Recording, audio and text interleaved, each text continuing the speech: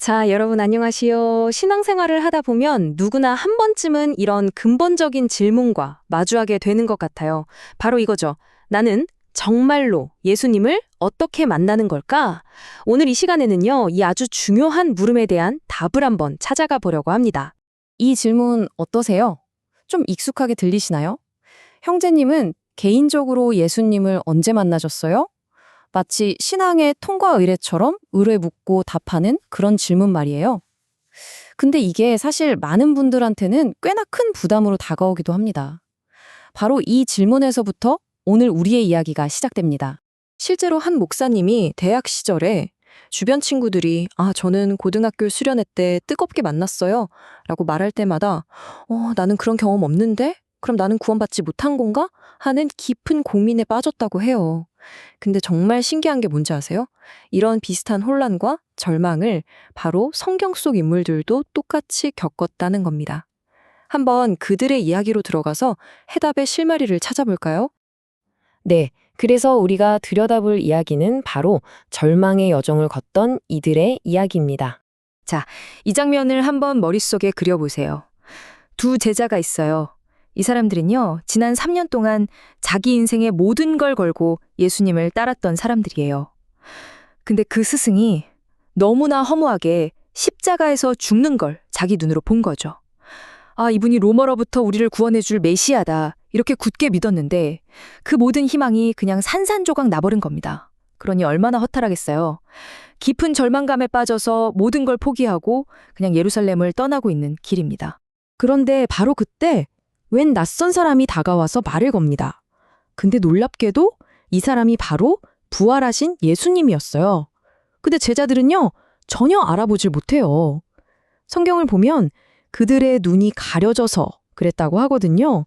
이게 그냥 못 알아본 게 아니고요. 뭔가 더 중요한 걸 알려주기 위해서 하나님이 의도적으로 잠시 눈을 가리신 거였어요. 자, 바로 이 지점에서 우리가 예수님을 만나는 첫 번째 열쇠가 나옵니다. 어떤 신비한 체험이나 환상이 아니에요. 바로 말씀에서 시작됩니다.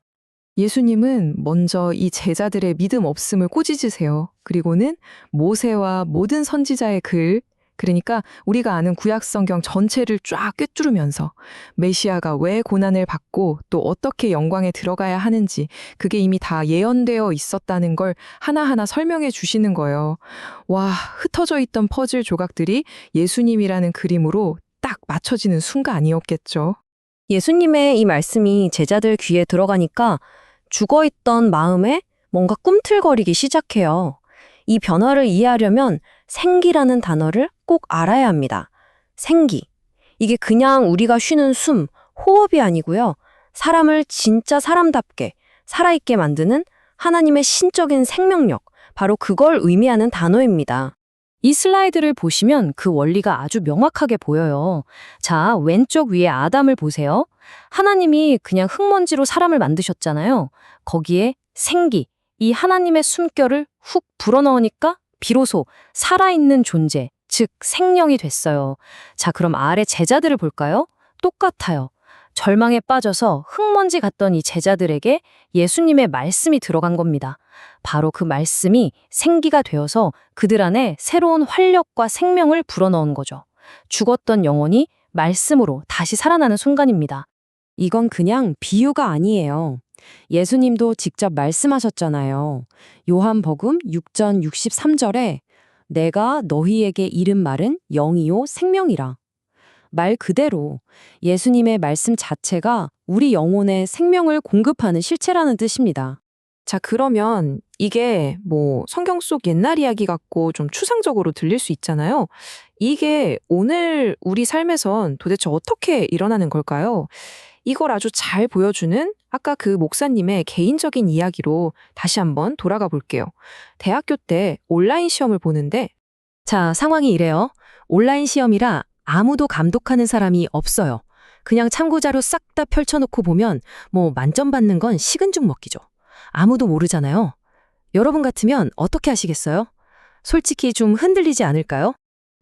근데요, 이분은 그렇게 하지 않았습니다. 왜 그랬을까요? 그 순간에요, 이거 그냥 점수 좀 더 잘 받으려는 게 아니라 도둑질인데? 하는 생각이 머리를 딱 스쳤기 때문이에요. 아니, 그 생각이 어디서 왔을까요?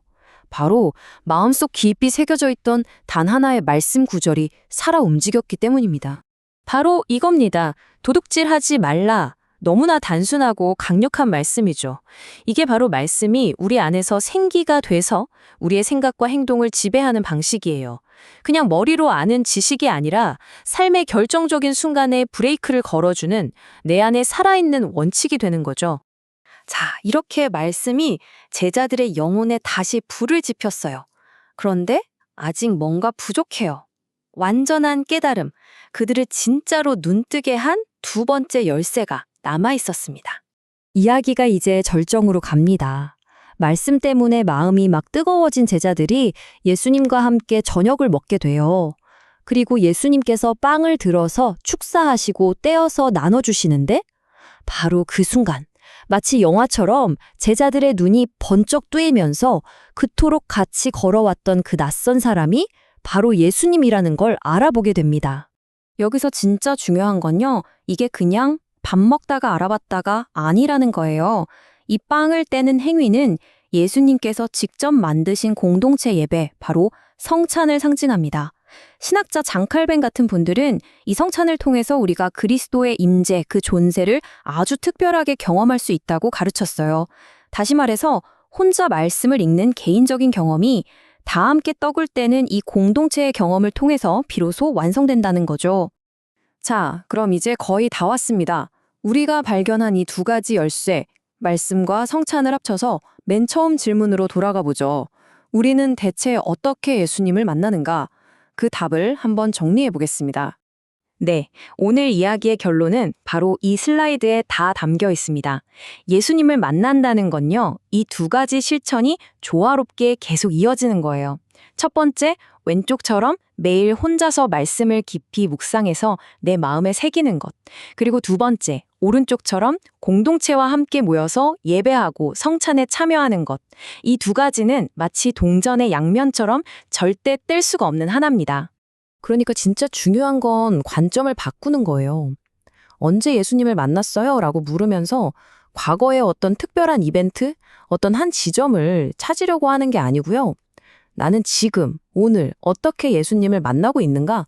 이렇게 현재 진행형으로 질문을 바꿔야 한다는 겁니다.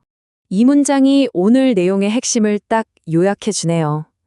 하나님의 말씀은 영이요 생명입니다. 그 말씀이 당신의 생각과 삶을 바꿀 때 당신은 진정으로 예수님을 만난 것입니다. 맞아요.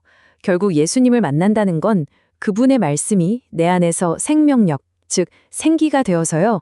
내 생각하는 방식, 살아가는 방식이 실제로 변하는 그 경험 자체를 말하는 겁니다. 자, 그래서 마지막으로 여러분께 이 질문을 한번 던져보고 싶어요.